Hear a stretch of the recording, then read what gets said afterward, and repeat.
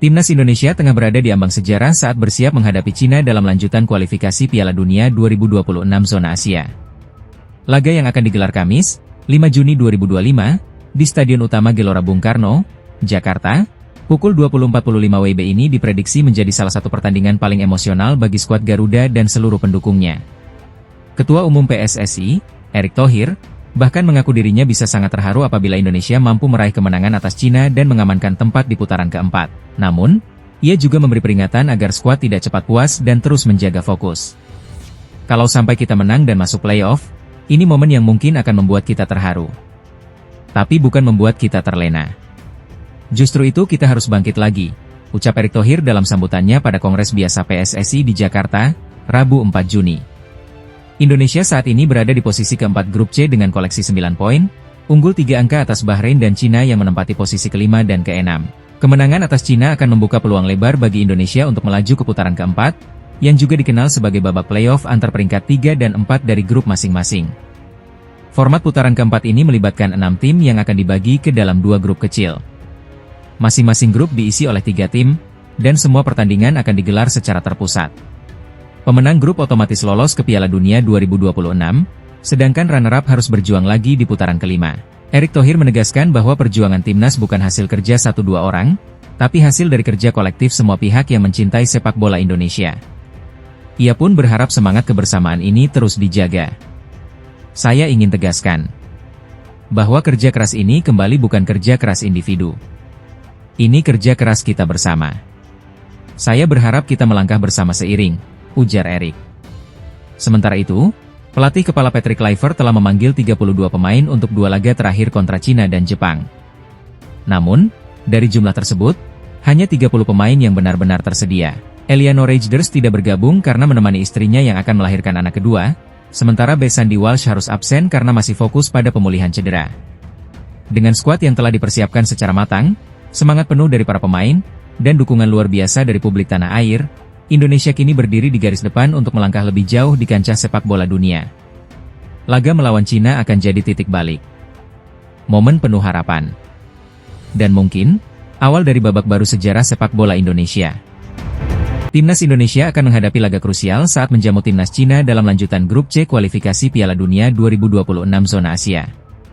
Pertandingan penting ini akan digelar di Stadion Utama Gelora Bung Karno, Jakarta, pada Kamis, 5 Juni 2025, dan dijadwalkan kick-off pukul 19 waktu Indonesia Barat.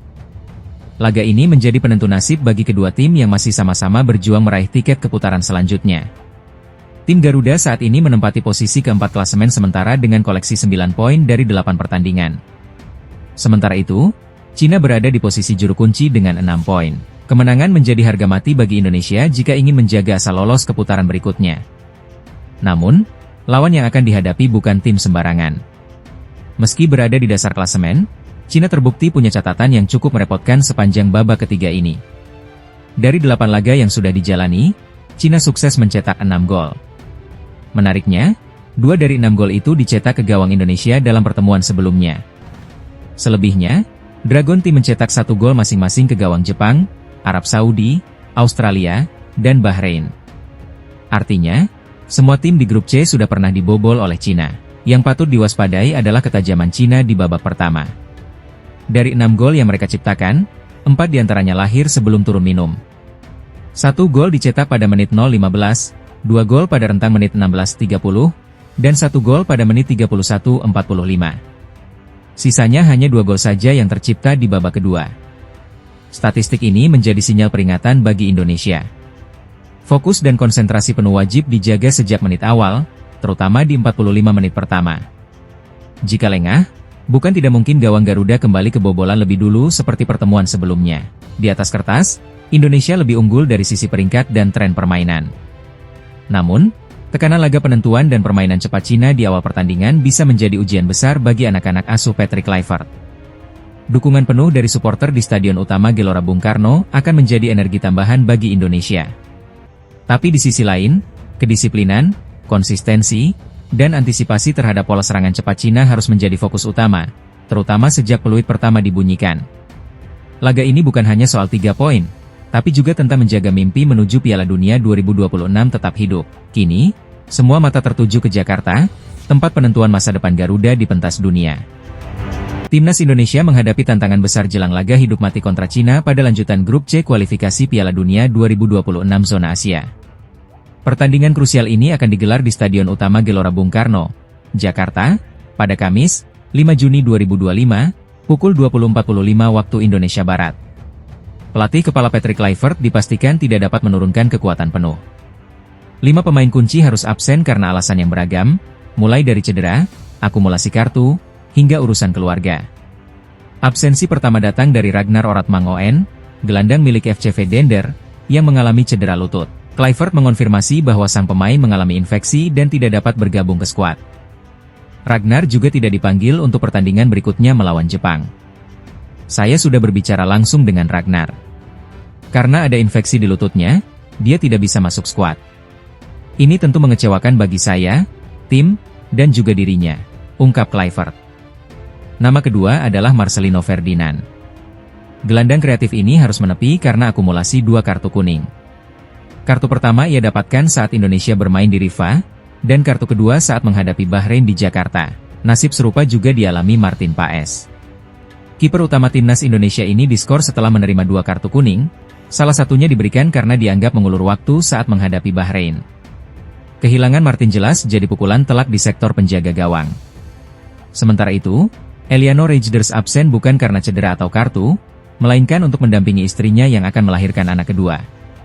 Patrick Kluivert memberikan izin penuh dan menyatakan bahwa keluarga tetap menjadi prioritas utama. Kami sepenuhnya mendukung Eliano untuk mendampingi keluarganya dalam momen penting ini.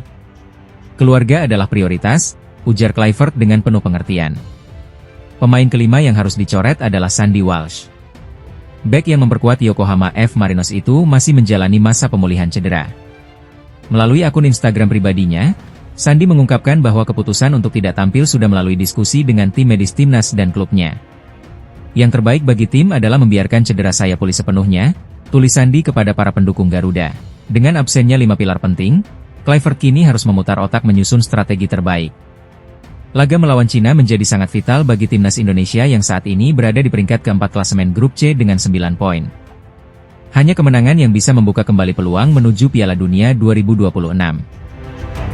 Jelang duel krusial menghadapi Cina di kualifikasi Piala Dunia 2026 zona Asia, pelatih timnas Indonesia, Patrick Kluivert, dihadapkan pada keputusan penting, mencoret 6 pemain dari skuadnya. Laga antara timnas Indonesia melawan Cina akan digelar pada Kamis, 5 Juni 2025, di Stadion Utama Gelora Bung Karno, Jakarta, pukul 20.45 waktu Indonesia Barat. Pertandingan ini menjadi bagian dari matchday ke-9 grup C putaran ketiga kualifikasi zona Asia. Kluivert sebelumnya memanggil 32 pemain untuk mengikuti pemusatan latihan di Bali, yang berlangsung dari 26 hingga 31 Mei 2025. Seluruh pemain berkumpul untuk menjalani persiapan intensif yang mencakup aspek fisik, teknik, hingga taktik. Namun, dari 32 nama yang dipanggil, skuad timnas saat ini tersisa 29 pemain. Hal itu terjadi karena 3 pemain sudah dipastikan absen. 2 diantaranya adalah Martin Paes dan Marcelino Ferdinand yang harus menepi akibat akumulasi kartu kuning. Sementara Eliano Rejders tak bisa ikut karena izin mendampingi sang istri yang melahirkan. Dengan hanya diperbolehkan membawa 23 pemain ke dalam daftar pertandingan, maka Patrick Kluivert masih harus mencoret 4 nama tambahan. Tentu ini bukan keputusan mudah, apalagi semua pemain menunjukkan performa kompetitif selama pemusatan latihan. Melihat struktur tim, kemungkinan 1 dari 3 penjaga gawang yang ada akan dicoret karena hanya 2 yang biasanya disiapkan untuk pertandingan. Itu berarti 3 outfield player lainnya juga harus mengakhiri harapan tampil di laga kontra Cina. Selain faktor teknis, keputusan pencoretan ini juga mempertimbangkan kebugaran dan kesiapan pemain, terutama menghadapi intensitas pertandingan yang tinggi. Kluivert pun dituntut cermat dalam menyusun komposisi terbaik untuk menjaga peluang lolos ke putaran keempat. Saat ini, timnas Indonesia berada di peringkat keempat grup C dengan 9 poin. Mereka tertinggal 4 angka dari Australia yang ada di posisi kedua dan hanya berselisih 1 poin dari Arab Saudi di urutan ketiga. Artinya, peluang lolos otomatis ke Piala Dunia masih terbuka, asalkan skuad Garuda mampu memaksimalkan 2 laga sisa, termasuk menghadapi Cina. Kemenangan atas Cina bukan hanya penting untuk menjaga asal lolos otomatis, tetapi juga akan memperbesar